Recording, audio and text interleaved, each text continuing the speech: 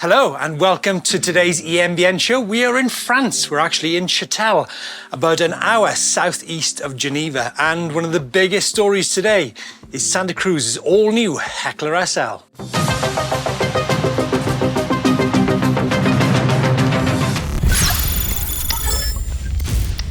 Now, before we get into some of the technical detail of that stunning new Santa Cruz Heckler SL, what actually brings us here to the Alps? Well, it's actually the last round of the EDR-E, the Enduro World Cup. The series will be decided here on the slopes in the next few days. The riders have got 65 kilometers of riding, 1,800 meters of climbing.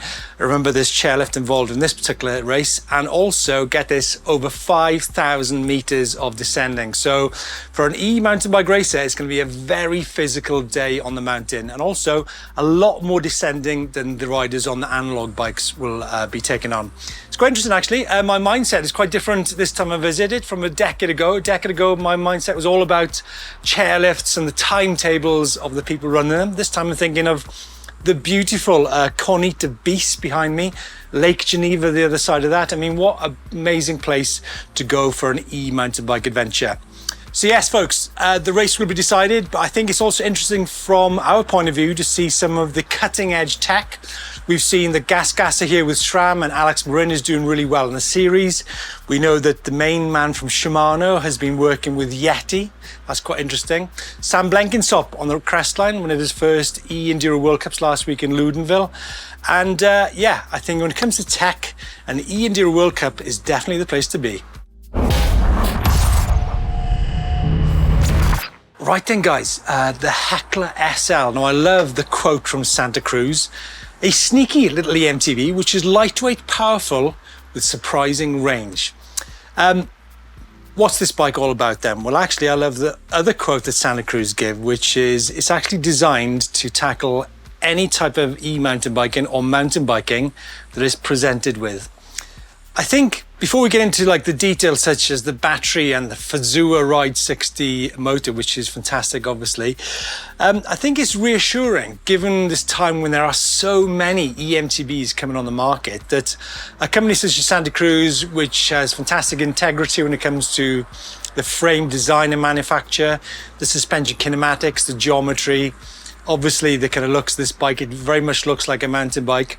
Now, I haven't actually ridden the Heckler SL yet. I hope to do it in the next few days. But what I can say is that when I rode Danny McCaskill's standard Heckler up in the mountains a couple of years ago, what I was struck with was the lively suspension design of that bike. So I think, like I said, it's not just about the motor and the battery, it's the way the bike handles as well. And I think coming from Santa Cruz, I can guarantee you that it'll be a good, fun bike to ride.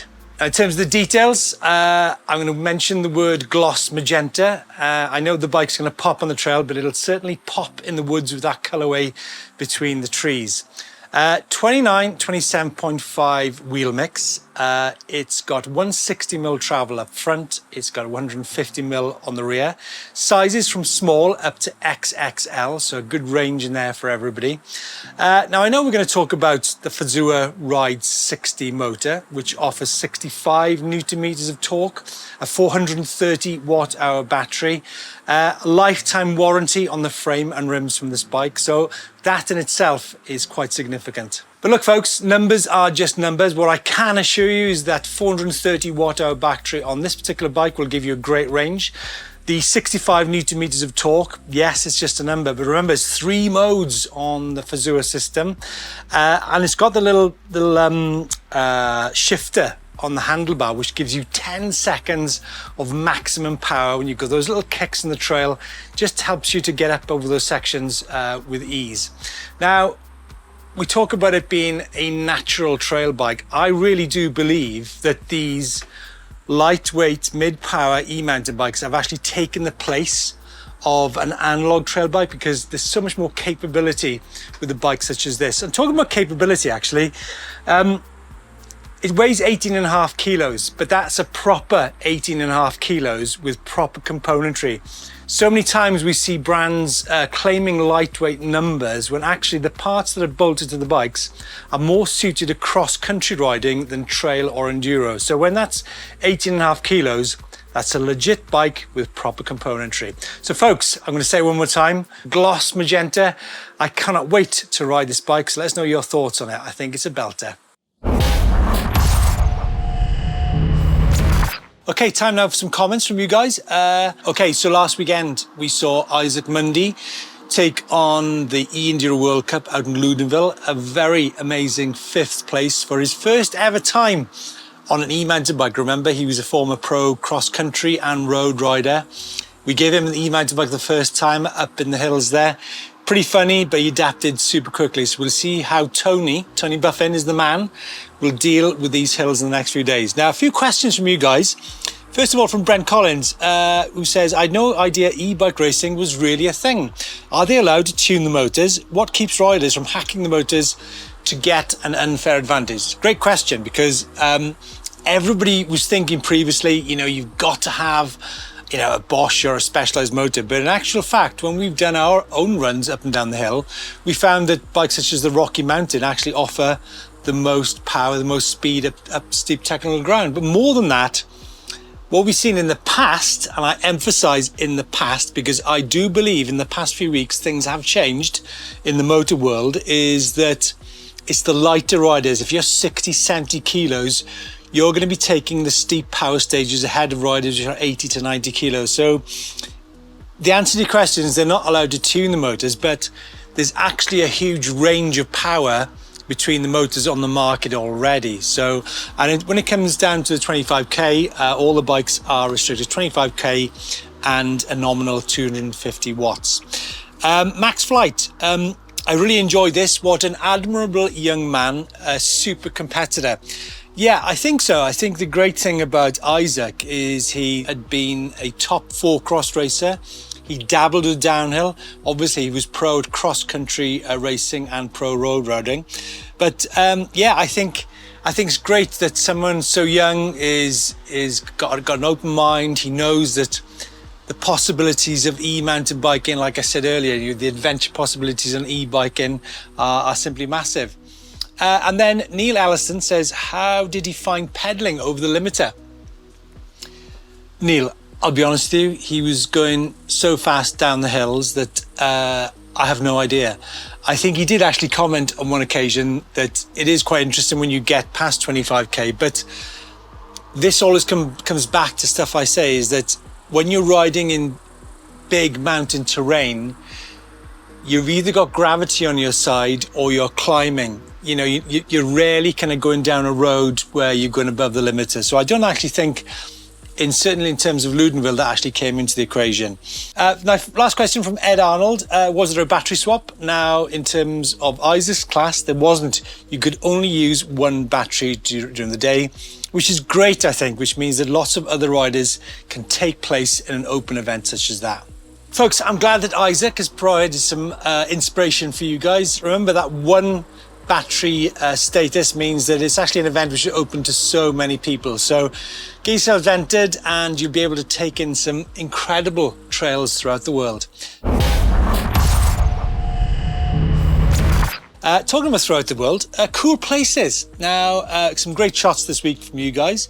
First of all is Dave on his corn yellow or Bear Wild in Penticton, BC, Canada. Okanagan Lake. That's a lovely bit of rock there. Quite jealous. I'd definitely like to get out to BC one day to ride an e-bike. Closer to home, this is Paul, custom Kenevo SL in Dyfi Bike Park. Not to be confused with Duffy, who is a Welsh singer who lives about 50 miles north of this very famous Welsh bike park. Next up is AGS Trek Rail 9AA in Minor Willie Trail in Kailua in Hawaii. I thought that was Welsh. Obviously, it's a long way from Wales. And what a lovely dog called Rocco. And then we've got a orange phase in Penmachno Trails in North Wales. Quite a Welsh theme going on this week. And then Steve, Cube 148T, looking down on Kinder Reservoir in the Peak District in Derbyshire. Trying to get my geography right there. And then finally, in Port Island Beach is Dunk and High Bike. Actually, it's not the only shot. We've got one more. Darren Mondragon Crafty, and continuing the Welsh theme, this is in the Preseli Hills in West Wales. Folks, thanks so much for your inspirational shots. So many great places to go to on eMTBs.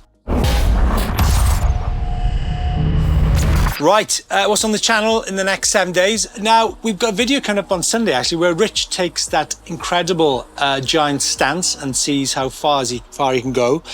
And then on Friday, we've got a look behind the scenes at some of the eMTBs that the downhill pros use at World Cup races. Well, it's a bit of a lonely bike vault this week, although I have to say, do have the company of several hundred other e-mountain bikers here in Châtel. Now, talking about bikes, right, first of all is this bike from, well, it actually says Barry FYPD on it, but Barry, you've not actually left any description of what it is or where you are. I mean, it's a stunning looking bike. I'm going to definitely give you a super nice, but I'd love to see more details of that. Next up, Maurice, a Kona Remote 160. Nice to see a Kona in the bike vault. Rossington in Doncaster, sorry, excuse me. Maurice, definitely a super nice every day of the week. And so is this next one. This is Sam, white E160 RS MX. As we mentioned a few weeks ago, we're super excited to announce that White are a new partner on the channel. So hopefully we can have some bike vault style shots in the bike vault. And then we have Pat's Lapia Overvolt in Limerick, Ireland. That's a nice shot. Oh, and there's a brace of Levos here from David in Kielder Forest, Northumberland. And finally, this is a super nice shot from Richie, Cube Stereo Hybrid 160 up in Dundee. Folks, thanks so much for joining us from France and Châtel. It's going to be really exciting to see who wraps up the e-Enduro World Cup in both the men's and the women's categories. What will be the motor? What will be the bike? What will be the battery capacity? See you next week.